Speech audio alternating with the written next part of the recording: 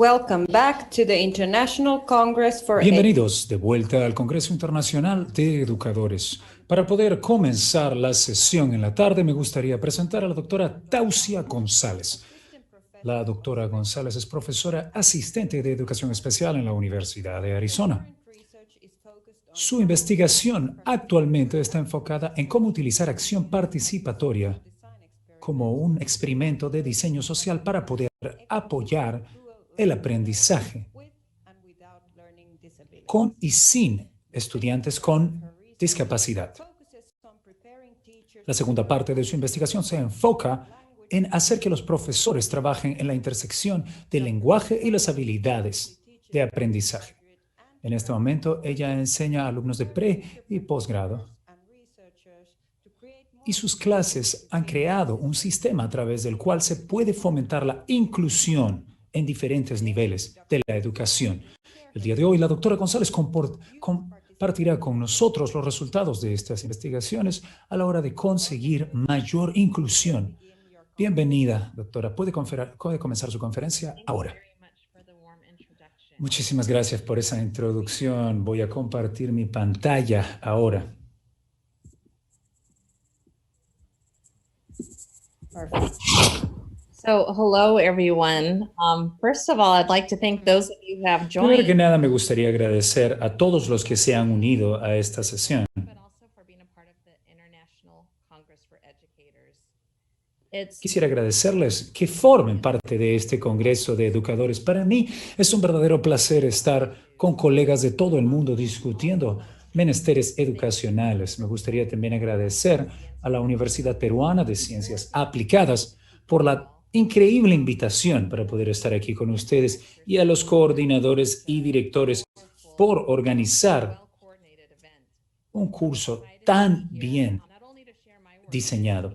Voy a compartir mi trabajo en educación con ustedes esta tarde, pero también quiero saber si existen posibilidades de que yo pueda tener algunos alcances en estos días de parte de ustedes también. Como saben en la introducción, mi nombre es Tausia González y yo soy una profesora asistente de educación especial, discapacidad y estudios psicoeducacionales para la Universidad de Arizona. Estoy muy contenta de estar en la Universidad de Arizona por varias razones, pero quiero compartir algunas de estas razones en este momento. Esta universidad, esta institución, sirve a una gran cantidad de población hispana. De hecho, está registrada de esta manera entre instituciones educativas de los Estados Unidos debido a su ubicación geográfica, que es bastante rica en el borde con Sonora, en México. Y la Universidad de Arizona, de hecho, tiene sociedades, convenios, alianzas con otras universidades en el mundo, como la suya, como la UPC. Y para mí esta es una oportunidad extraordinaria para poder trabajar con educadores en Sudamérica y en todo el mundo.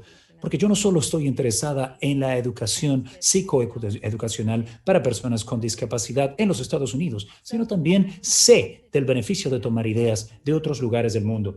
Cuando se me invitó para discutir el futuro de la educación, yo reflexioné honestamente en mi propio trabajo, en mis sueños y esperanzas respecto a la educación. Y lo que yo quiero, por ejemplo, que mis hijos experimenten en las clases, en el colegio. Y pensé en la cantidad de lecciones que he aprendido de mis propios colaboradores. Así que para mí, el futuro de la educación es algo maravilloso en este momento porque puedes reimaginarlo con la juventud en el centro, pero no solo en el centro, sino también liderando el camino. El título, El futuro de la educación, está liderado por la juventud, participación juvenil y la construcción de educación inclusiva. Here's my longer abstract.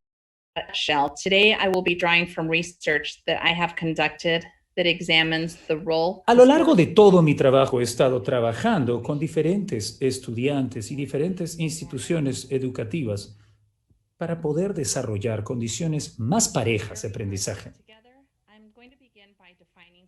Voy a comenzar definiendo algunos términos como educadora e investigadora. Voy a mencionar algunos de los contextos educacionales y sociales para el trabajo que yo estoy llevando a cabo, incluyendo menesteres de equidad. Voy a presentar un marco laboral para la construcción de capacidades en los jóvenes y luego voy a tomar ejemplos de los estudios que hemos podido desarrollar, estudios de los cuales yo he sido parte. Posteriormente hablaremos sobre las implicancias de estos estudios, la posibilidad de implementación de los recursos para educadores y líderes. Damas y caballeros, yo quisiera saber globalmente qué es lo que está pasando en el contexto del mundo ahora, mucho más de lo que sé, pero mi contexto está enfocado a los Estados Unidos de América, así que les pido a todos ustedes que me ayuden a poder colaborar con la mayor cantidad de aportes que tengan, pensando en cuáles serían las aplicaciones de lo que yo les voy a decir a su propio contexto, el contexto en este caso de este país, Perú. Existen algunos términos que yo utilizaré en esta presentación que pueden ser inusuales dentro del contexto de los Estados Unidos, así que me gustaría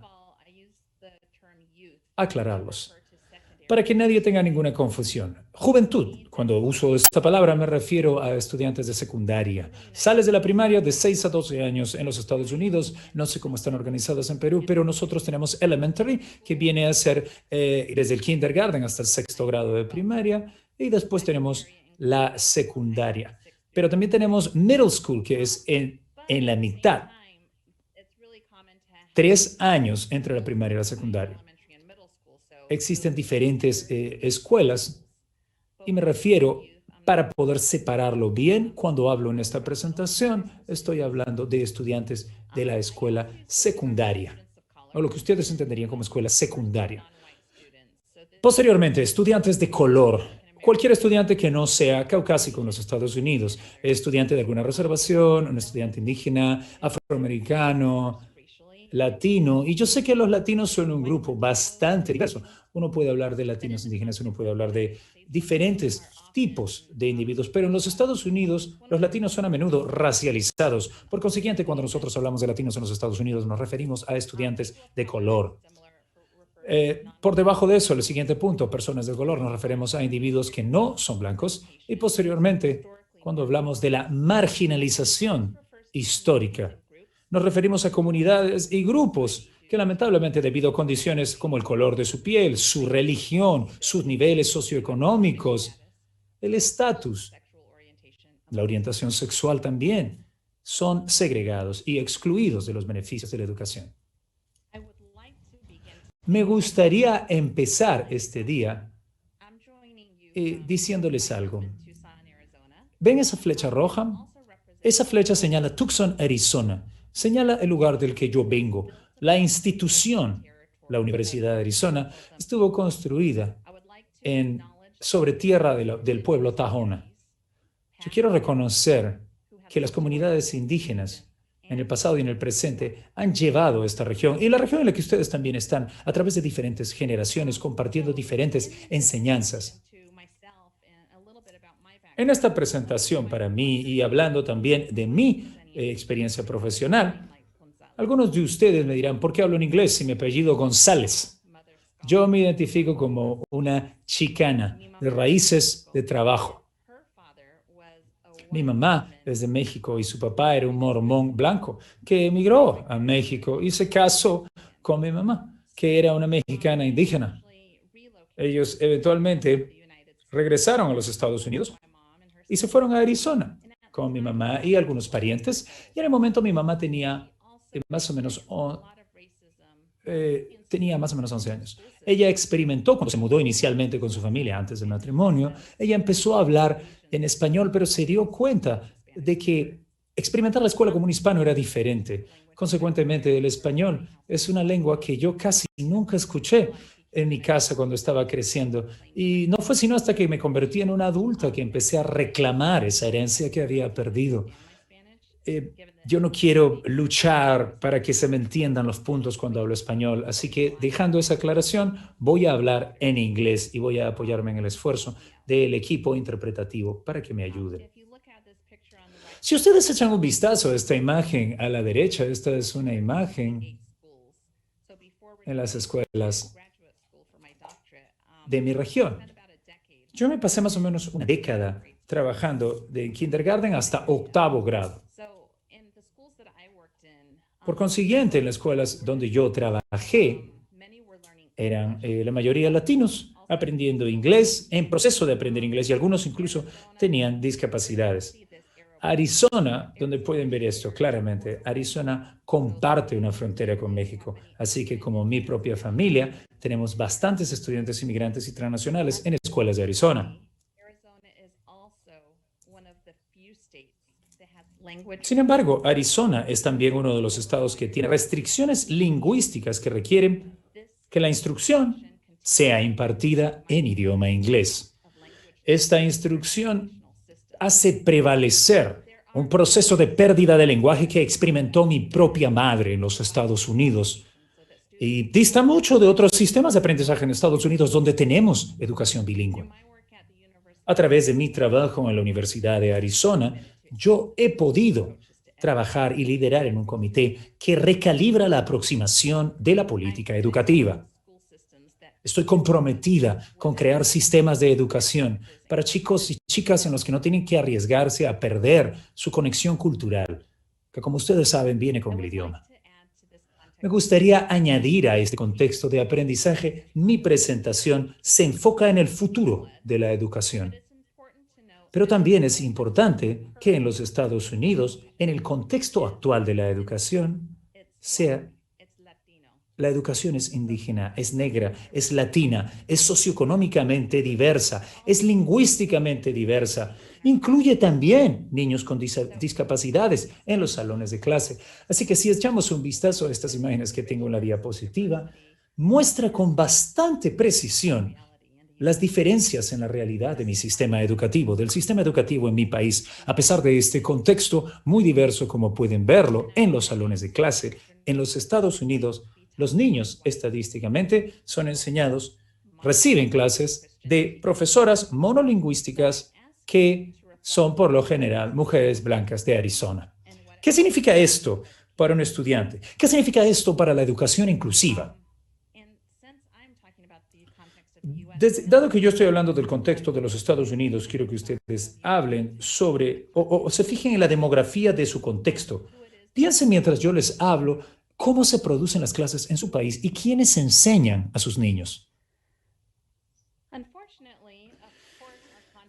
Desafortunadamente, nuestro contexto tiene que ver con el COVID, con la pandemia que se ha esparcido a través del mundo el último año y ha afectado a todos nosotros en diversos grados, que es la razón por la que nos estamos encontrando el día de hoy aquí en Perú. Pero en los Estados Unidos, nosotros de hecho hemos estado enfrentándonos a diferentes pandemias. También la pandemia del racismo. La pandemia del racismo porque es un problema de seguridad y salud pública, de acuerdo a la doctora Sandra Schulman, presidente de la Asociación Psicológica de los Estados Unidos de América. Estamos viviendo en una pandemia racista que está tomando un peaje psicológico muy importante de parte de los ciudadanos afroamericanos. Las consecuencias de salud son tremendas. El impacto de estos incidentes horripilantes está colocando trauma en las comunidades afroamericanas. Conforme esto continúa produciendo impactos, se van a producir consecuencias terribles para personas de color en los Estados Unidos. En el contexto de los colegios, esto resulta en diferentes resultados entre estudiantes hispanos y sus compañeros. También nos lleva a políticas o programas disciplinarios en los cuales tienen que ser excluidos muchos estudiantes. Y también termina con identificaciones con prácticas particulares de educación para los chicos que son de color. Entonces, en una sociedad que de por sí ya tiene tremendas iniquidades, ¿cómo hacemos que nuestros estudiantes y nuestro sistema sea más inclusivo? Ha habido bastante evolución en el tema de la educación en los Estados Unidos. De hecho, nos referimos a los estudiantes con disabilidad que tienen acceso a espacios generales de educación. Esto a menudo resulta en inclusión física, pero también representa exclusión académica. Algunas escuelas todavía tienen esta filosofía. Y yo he estado en estas escuelas y son fáciles de encontrar porque entras a un salón de clase y ves un estudiante en una mesa o en un escritorio atrás con un sistema de instrucción con otro adulto aparte del profesor, trabajando únicamente con ese estudiante. Estos son estudiantes a los cuales se les ha dado acceso. Tienes acceso a la educación general, pero no estamos incluyéndote. Estás al fondo de la clase con un profesor auxiliar que está hablando en tu idioma. Y cuando hablamos de acceso, también hablamos de participación de parte de los estudiantes que tienen alguna discapacidad, por ejemplo. En este caso, estudiantes con discapacidad están participando en el currículum general de educación y con sus compañeros. Aquí a la derecha, más recientemente, los académicos han hablado sobre el acceso de educación, la participación en la educación, los resultados de las no solo para estudiantes que tienen discapacidades, sino también para todos los estudiantes históricamente marginados. Los estudiantes, pongámonos a pensar en esto, están viviendo la juventud, están en la flor de la vida y por lo tanto existen demasiadas formas y variables para clasificarlos. Pueden tener discapacidad y ser latinos. Pueden haber nacido en los Estados Unidos, pero solo tienen una discapacidad. Entonces, provienen de diferentes contextos, al igual, de parte de la familia. Para poder comprender lo que es la educación inclusiva, esto me llevó a hacer una serie de investigaciones sobre la voz de los jóvenes. En el 2015, yo empecé a hacer una revisión sistemática sobre la voz de los jóvenes en la literatura. Y lo que nos encontramos era que los estudiantes de color eran a menudo incluidas en investigaciones sobre la voz de los jóvenes, sobre cuánto se podía escuchar su punto de vista. De la misma manera, estos asuntos de representación, no vi ninguno enfocado en hacer representación, no vi ningún esfuerzo enfocado en hacer representación de estos alumnos. Pero con esta revisión, me encontré con este marco de trabajo que había hecho Mithra and Gross. Puntualmente cito la información en la parte de abajo del slide, pero pueden ver aquí, en esta figura, la figura 1, pensar en la voz como colaboración entre jóvenes y adultos y también construir capacidades para el liderazgo. Mi interés se enfoca de la voz de los jóvenes al foco en el liderazgo juvenil. A pesar de que este marco laboral me ayudó bastante, me di cuenta también que estaba perdiendo una dimensión importantísima de equidad. Yo trabajé con mis alumnos para poder crear un marco de revisión, de trabajo en el cual seguíamos teniendo el mismo proceso, las mismas capacidades, pero añadimos la dimensión de la igualdad. Y en esta dimensión de igualdad hacíamos preguntas tales y como, ¿qué voz es la voz que se escucha? ¿Quién tiene oportunidades para conectarse a adultos? ¿Y quién tiene oportunidades para desarrollar liderazgo? Como nosotros sabemos, algunas escuelas tienen mecanismos para esto y esto tiene que ver, por ejemplo, con el consejo estudiantil. Pero existen diferentes espacios en los que este consejo de liderazgo se junta. Uno de ellos es que solo es disponible para estudiantes que tienen extraordinarias notas. Otro impedimento es que ya están bastante establecidos en el contexto del colegio. Entonces, se genera como una suerte de mentalidad exclusiva hacia la gente que no es parte de este círculo. Se determina de una manera en la que poco tiene que ver con producir cambio en la escuela. La juventud es relegada a tomar decisiones como planear temas como para el baile estudiantil. Entonces, este recurso de los jóvenes haciendo actividad política en su colegio se desperdicia. Han habido muchos ejemplos de juventud marginalizada que actúa como líderes de sus propias escuelas. Unidos Soñamos es el nombre de una organización maravillosa que consiste de juventud de hispanos. La fotografía a la izquierda muestra algunas de las actividades y movilizaciones que han hecho, que han terminado incluso contribuyendo con el pase a acciones mucho más concluyentes. Por ejemplo, el programa DACA, que se pasó durante la administración del presidente Obama, que permitía que los estudiantes que no tenían documentos, que tengan documentación en los Estados Unidos de América. Este grupo a la derecha son un grupo de líderes muy jóvenes llamados Voces de la Juventud en Chicago. Y muchos de ellos, en muchas escuelas de Chicago, estaban muy frustrados. ¿Por qué? Porque había un sistema y prácticas disciplinarias punitivas en su colegio que parecían ser exclusivamente reservadas para los latinos. Prácticas como enviarte a casa, castigarte muy rápido, y que podían tener consecuencias bastante negativas, como por ejemplo que los estudiantes piensen que iban a ser expulsados o incluso involucrados en el sistema juvenil de justicia. Entonces, en vista de estas prácticas, los estudiantes desarrollaron un sistema de reporte y recomendación de políticas que eventualmente terminó dándole forma a las políticas de enseñanza estudiantil. Estos son poderosos ejemplos de los cambios que puedes producir.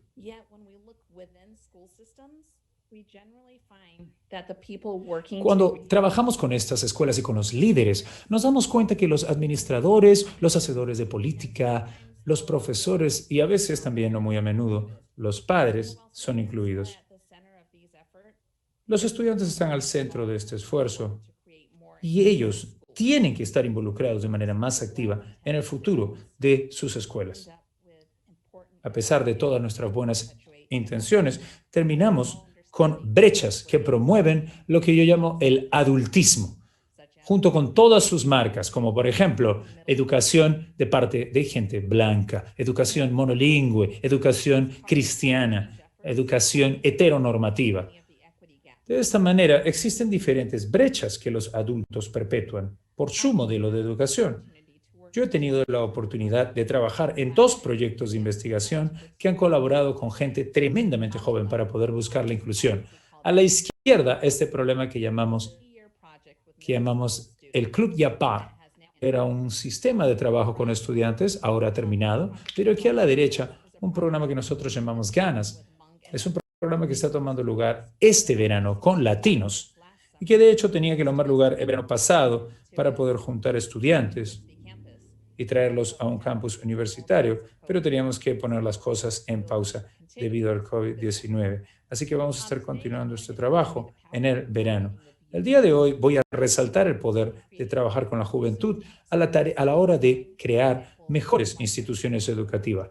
Por ejemplo, en el Club Yapar. Con suerte, ustedes están preguntando, ¿qué es Yapar? Yapar significa juventud participando con acción y recursos. IPAR son personas que están utilizando lo que se encuentra en las investigaciones que se hacen, que están disponibles para poder tomar acción. Es un método colaborativo que centraliza las experiencias de los jóvenes con colaboración de los adultos. En este método, los jóvenes se les pide que investiguen asuntos relacionados con la equidad que afectan sus vidas o su experiencia educativa. El propósito de YPAR es mejorar las vidas de la juventud marginada, trabajando con ellos en vez de alrededor de ellos.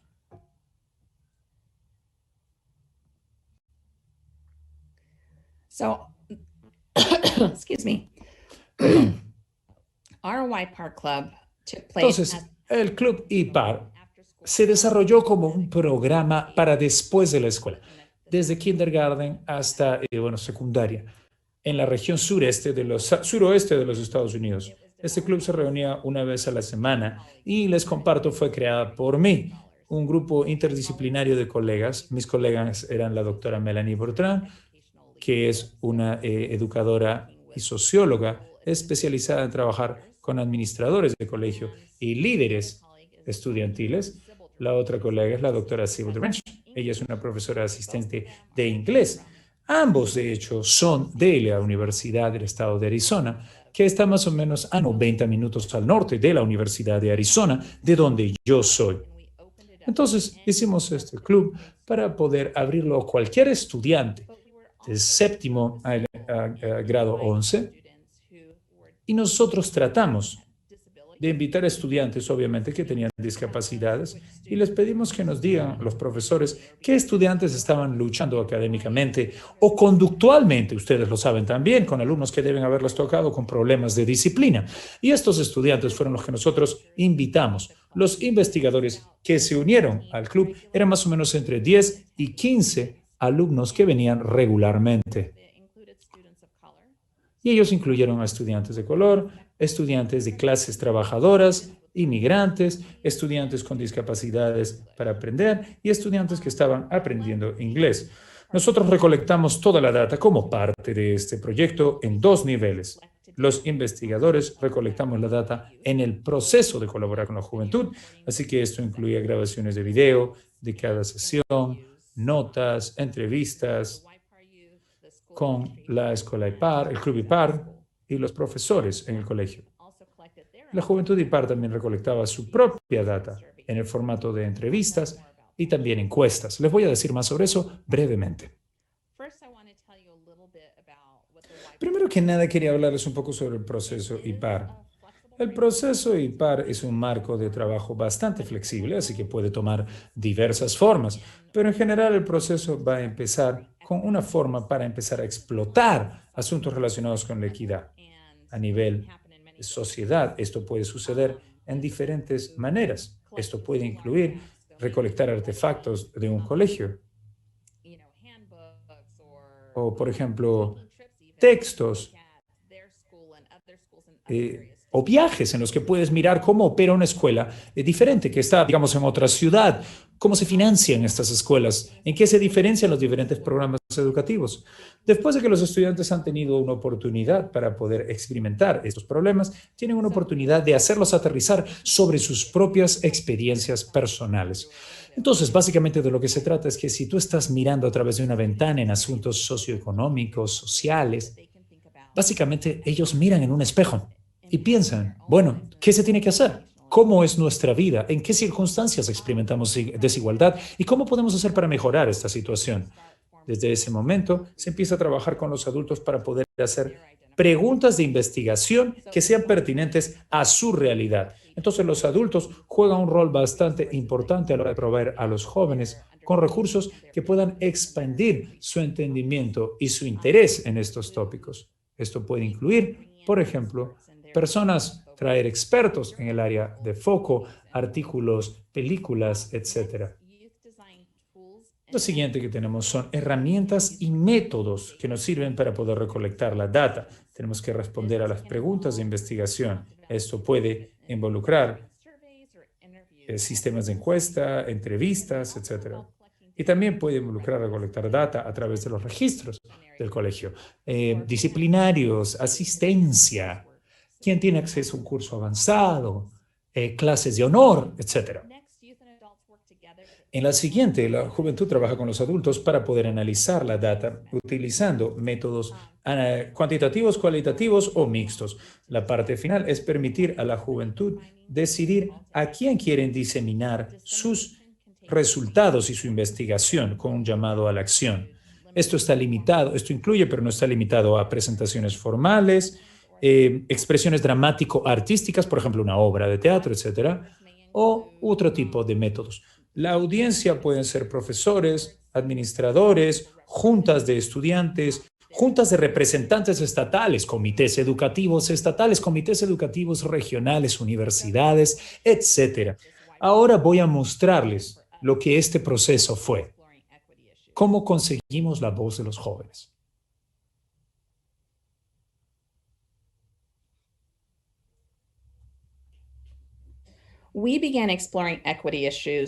Empezamos a explorar el tema de la igualdad utilizando, como ya lo dije,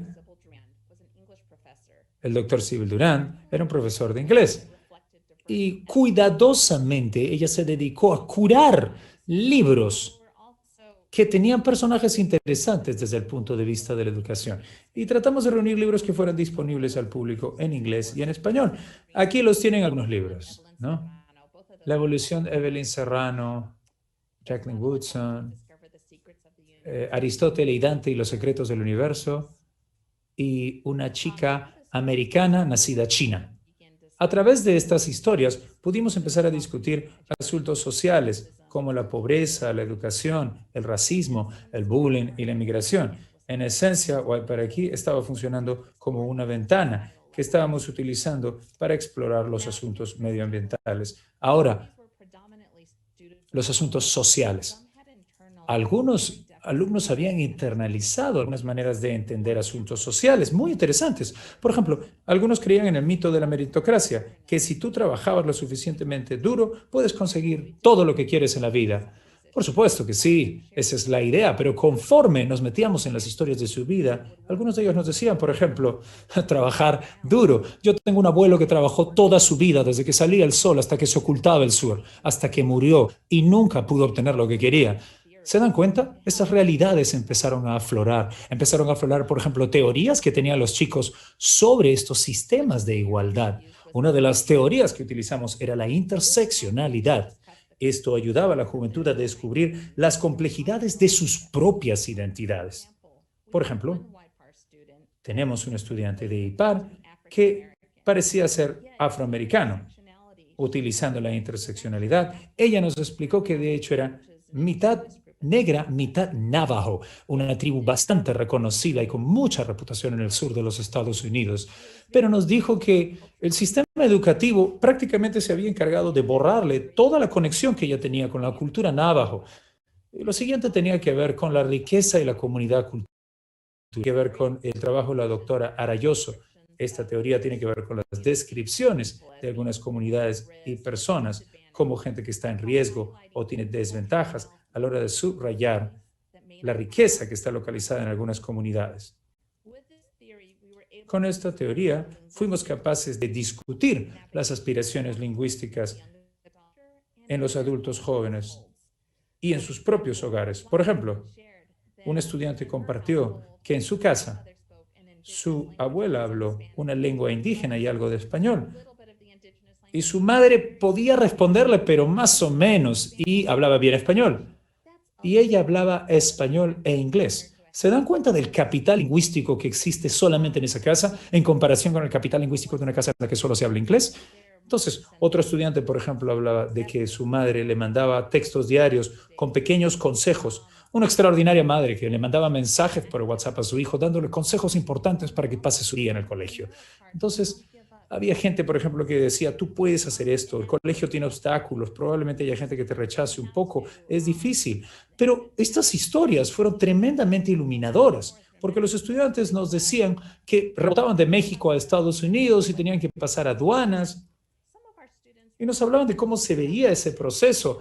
Por cierto, algunos de nuestros estudiantes no podían viajar internacionalmente debido a la falta de documentación, pero sabían cómo moverse por Arizona para no pasar por áreas en las que estaban la policía de migraciones, que los iba a hacer pasar un mal rato, así tuvieran todos sus papeles para estar ahí.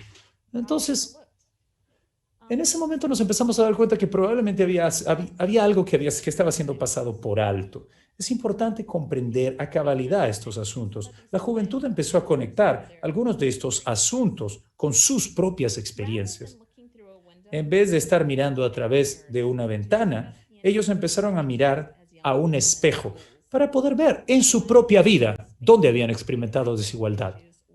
Pudieron cuantificar estos asuntos, pudieron relatar estos asuntos, pudieron armarlos en historias perfectamente compiladas de experiencias en las cuales se siente la desigualdad. A través de una discusión profunda de su propia experiencia educacional, la juventud identificó, por ejemplo, el bullying a través del racismo como una gran barrera. Mucho del bullying era basado en racismo y etnicidad. Esto era bastante interesante, considerando que estas escuelas eran 99% de latinos. Y mientras nos íbamos metiendo más y más en este asunto, la juventud decidió eventualmente que esto se debía a internalizar racismo y lo identificaban como un asunto de equidad que querían perseguir a través de la investigación. Ahora, nuestro trabajo como adultos era apoyar a la juventud en su investigación. Encontramos expertos en lingüística para que puedan discutir sus investigaciones. También llevamos algunos editores de artículos para que los puedan ayudar a trabajar mejor sus historias y trabajar mejor los contenidos producidos. En este momento, la juventud decidió que necesitaba saber más de los profesores. Así que desarrollamos este sistema para los profesores y los administradores y desarrollaron encuestas para sus compañeros a través de este proceso. Hubo bastante negociación de nuestro rol como adultos. Queríamos apoyar a los jóvenes en este proceso, así que nosotros organizamos reuniones de maestro-alumno Y nos dijimos que nosotros estábamos quitándole su credibilidad y que ellos querían aproximarse a los profesores y a los administradores. Así que, ¿qué creen? Siguiendo el espíritu de este programa, dimos un paso al costado y los dejamos trabajar solos, y lo hicieron. Ellos estaban limitados solamente a recolectar data, pero ahora querían tener un rol más ejecutivo y querían que la gente en su comunidad, sus padres, sus parientes, supieran de este trabajo. Entonces nosotros fuimos a la institución más popular en una comunidad pequeña, el Walmart. Y cuando fuimos a este Walmart, nosotros pudimos compartir con la gente, con la audiencia, producir una audiencia. Imagínense este trabajo cognitivo y comentar desde ahí estos contenidos. Imagínense hacer esto con estudiantes cuyo lenguaje dominante es el español. Y rara vez se les consideraba como expertos, pero en su comunidad únicamente el inglés era insuficiente para poder involucrarse con la comunidad. Ellos trabajaron en pares para asegurarse de que podían conducir entrevistas sin importar que la persona hable inglés o español. Y exitosamente condujeron entrevistas de la comunidad. Decidieron no incluir en su análisis esta información porque algunas de las preguntas y el foco era más que nada el colegio, pero fue bastante iluminador comparar las cosas que tenían con la sapiencia de la audiencia, que eran los ciudadanos de estas comunidades. Eran ellos, pero en adultos. Entonces, desde entonces, este programa ya ha servido a más de 100 estudiantes en este experimento, utilizando esta data analítica para la data cuantitativa y codificación para la data cualitativa. Una vez que la juventud tenía su data, ellos tenían que decidir a quién querían diseminarle este conocimiento y qué es lo que querían que la gente hiciera al respecto. Se decidió que esta era información importante que se tenía que compartir con los profesores y con la administración, así que preparamos un momento para que ellos puedan compartir estas reuniones con su staff. La juventud también intencionalmente decidió que querían hacer que su presentación fuera bilingüe, en inglés y español. Esta decisión también era una forma, como se dan cuenta, de resistencia a la instrucción del inglés. Ellos querían únicamente que los profesores experimenten qué se siente recibir información en un idioma que no hablas, o peor todavía, que no hablas completamente bien. Sentirte parcialmente miembro de algo. Algo que debería ser importante. Espero que para este momento haya podido inspirar su curiosidad y que quieran saber qué cosa descubrieron estos jóvenes. La presentación se enfocó en dos cosas. Ellos querían compartir las cosas que habían encontrado, pero también querían hacer un llamado a la acción. En las cosas que encontraron, descubrieron que 75% de estudiantes en sexto, séptimo grado veían el bullying como un gran problema en el colegio. Esto era bastante significativo.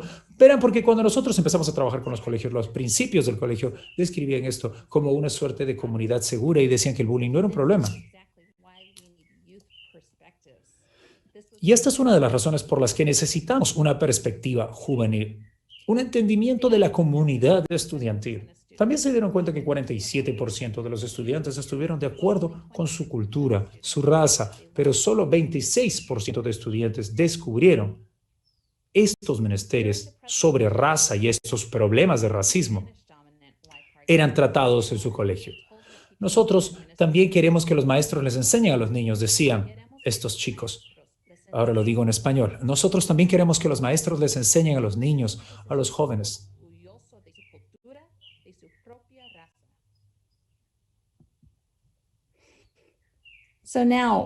Entonces, hoy en día, ¿qué es lo que los estudiantes quieren que los adultos hagan?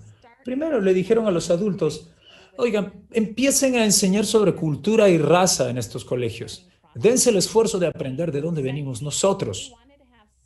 Segundo, querían tener espacios seguros con un consejero, con un tutor. Los jóvenes lidian con muchísima presión y no saben cómo enfrentarla. Por consiguiente, van a tener reacciones violentas. Ellos solicitaron la presencia de un consejero y muchos colegios en Arizona no lo tienen. También requerían entrenamiento para estudiantes y adultos en el colegio. Querían que los adultos supieran cómo articular esta información, dándoles más que la bienvenida para que aprendan, invitándoles a sus comunidades, para que sepan cómo viven ellos y cómo pueden relacionarse con el bullying. Y básicamente sentían que los profesores no sabían cómo lidiar con el bullying. Así que compartieron información bastante interesante que sus profesores tenían que saber. Antes de que los estudiantes se involucren con el programa IPAR, los profesores sintieron que la mejor manera de crear un sistema más inclusivo era a través de la inversión de esfuerzos en el currículum del colegio. Y esto, por supuesto, es una manera bastante interesante de desarrollar un colegio. La juventud IPAR pudo no solamente traer su experiencia a la mesa, diciéndole a los adultos que estos asuntos son importantes, son serios, sino que también pudieron traer data sólida para respaldar lo que decían. ¿Cuáles son las implicancias de este trabajo? Primero que nada, la juventud es capaz de liderar y llevar a cabo esfuerzos de cambio. También, al final del día, ellos decidieron hacerlo de manera voluntaria. Segundo, la juventud más marginada debería ser la que más involucrada esté en estos procesos. Nosotros les pedimos a los estudiantes que habían sido marginados, que habían tenido problemas en el colegio, que se nos unan. Los jóvenes son expertos en sus propias experiencias. Nadie es más experto en las experiencias de los jóvenes que una persona que es joven. Por consiguiente, necesitamos que los adultos estén dispuestos a estar incómodos. Cuando el director del colegio estaba escuchando la presentación, imagínense su cara cuando los alumnos le dijeron: no me siento seguro en este espacio. No siento que estén haciendo un buen trabajo. Querían que la gente tome acción. Y finalmente, la construcción de capacidades y liderazgo tiene implicancias críticas no solamente para un colegio, sino también para los diferentes sistemas de injusticia que la juventud enfrenta en una sociedad. Recuérdenlo siempre. Este es el futuro porque van a entrar a nuestra vida, a la vida de los adultos, y su contribución dependerá de lo que nosotros hicimos con ellos. Algunos de ustedes deben estar pensando: bueno, ¿cómo hago esto? ¿Cómo hago que los jóvenes me hablen? Etcétera. Primero que nada, yo no les digo que usen YPAR, ¿ok? YPAR es un programa que desarrollamos en Estados Unidos para poder incluir y generar más equidad en los colegios. Pero quiero compartir esta herramienta que desarrollé con algunos de mis estudiantes. Es una herramienta de igualdad que permite a los adultos y a la juventud juntarse y empezar a pensar cómo crear espacios donde los chicos se sientan más seguros, que tengan una voz y que puedan colaborar con adultos, desarrollando algunas de estas capacidades de liderazgo. Así que compartí un PDF de esa herramienta y espero que la encuentren útil. Recuerden, la juventud no les va a traer solamente energía, sino también va a traer ideas conflictivas, ideas controversiales, pero deben ser admitidos como parte del proceso de cambio. Porque cuanto más pasan los años, más se nos dificulta cambiar. Entonces, piensen en maneras de conectar estos contenidos con las cosas que ustedes están haciendo. La escuela de la que les estoy hablando, del director que se sentía incómodo, cambiaron su currículum y ahora escuchan muchísimo más la voz de los jóvenes en menesteres como raza, en asuntos como cultura o influencia cultural. Eso es verdadera transformación. Así que me gustaría agradecerles a todos ustedes. Estoy muy contenta de haber compartido esta presentación y quiero ver si tienen algunas preguntas. Muchas gracias, doctora González, por compartir este fascinante trabajo con nosotros, verdaderamente inspirador. Y ahora nos vamos a mover a una ronda de preguntas. Y nuestra primera pregunta es: ¿qué podemos hacer para poder crear una educación más inclusiva, un sistema más inclusivo? Qué pregunta tan importante. Existen unos 50 millones de formas de responder esta pregunta, pero si yo quisiera encontrar uno o dos puntos clave para crear inclusión, hay que entender qué significa ser excluido.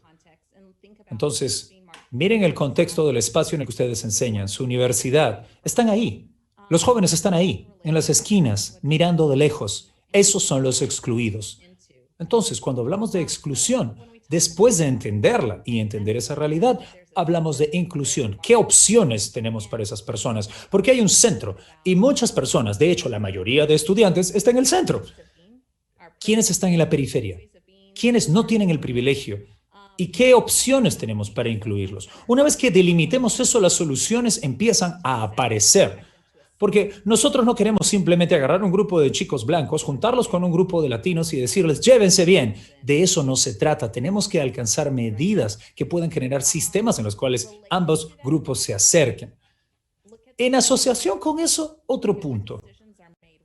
Miren la mesa en la que se toman decisiones. Y cuando hablo de la mesa estoy haciendo una metáfora. ¿Quiénes son los rectores de nuestras instituciones? ¿Reflejan la diversidad de nuestros estudiantes? ¿Quiénes son los directores de nuestros colegios? ¿Reflejan la multiculturalidad de sus alumnos? ¿Son verdaderamente representativos de los inmigrantes, de la gente que tiene discapacidad, de los chicos que vienen de padres que no tienen dinero y viven el día a día?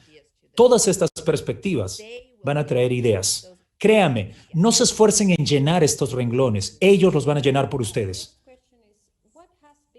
La siguiente pregunta que tengo para usted es ¿cuál ha sido el impacto de la pandemia en la educación especial? Los alumnos con discapacidad, ¿qué opciones y qué oportunidades y qué problemas han enfrentado? En mi experiencia, a mí me gustaría aprender mucho más sobre la experiencia en Sudamérica y por eso estoy habilitando mis datos en estas conferencias. Cuando las escuelas empezaron a cerrarse la primavera pasada, fue en la primavera norteamericana, para los meses de mayo y junio, hubo una división digital imposible. Habían algunos que tenían Wi-Fi y laptops que se utilizan para jugar videojuegos a nivel profesional y estaban más que tranquilos con el tema.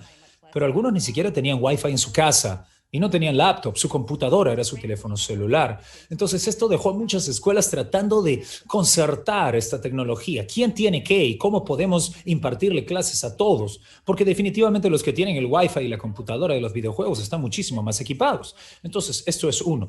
Y respecto a la educación especial, nos dimos cuenta que los estudiantes con discapacidades y estudiantes que aprenden en inglés, algunos de los servicios que les dábamos en inglés, no eran fácilmente transferibles a la educación de manera remota. Por ejemplo, terapia ocupacional, discurso, terapia física. Algunos de estos realmente necesitan que haya una persona con el estudiante. Algunos de estos sistemas, algunas de estas terapias. Cuando se trata de aprendizaje remoto, muchos padres son trabajadores esenciales. Así que muchos de los chicos estaban en casa sin desayunos ni almuerzos, ni padres que pudieran trabajar con ellos porque tenían que salir a trabajar a salvar vidas. Entonces, las escuelas aquí, veamos, han respondido a algunas de estas iniquidades. Por ejemplo, algunas de ellas han tenido que ajustarse temporalmente a estos objetivos para estudiantes con discapacidad y poder desarrollar otros sistemas de aprendizaje. A pesar de que están utilizando aprendizaje remoto, han abierto este aprendizaje para los estudiantes con discapacidades, pero esto abre, por supuesto, otro set de habilidades. ¿Qué significa, por ejemplo, estar distanciado físicamente en esta época?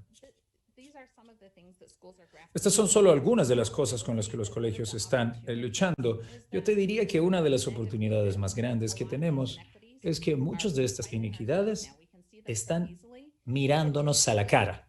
Entonces es muy fácil encontrarlas, porque están expuestas, abiertas. Y cuando uno tiene la capacidad de ver un problema tan expuesto, es más fácil organizar medidas y políticas, especialmente para las personas con discapacidad. Existe una serie de evaluaciones sobre pruebas en Estados Unidos y el sistema de evaluación. Y algunos dicen, bueno, ¿cómo vamos a dejar de hacer exámenes?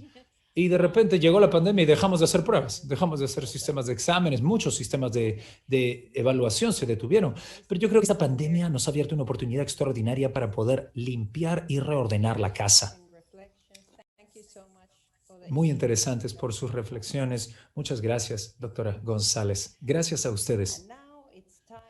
Y ahora, damas y caballeros, es hora de continuar con nuestro programa. Muy estimada audiencia, quiero agradecerles a todos y cada uno de ustedes por estar aquí. Y quiero recordarles que pueden continuar con nosotros aquí en la sala A o si quieren, en este momento, en los minutos que quedan, nos movemos al salón B, si ustedes así lo desean. La agenda está en la página web, no lo olviden. Continuaremos aquí en la salón de conferencias A en 12 minutos a las 4 en punto. Gracias.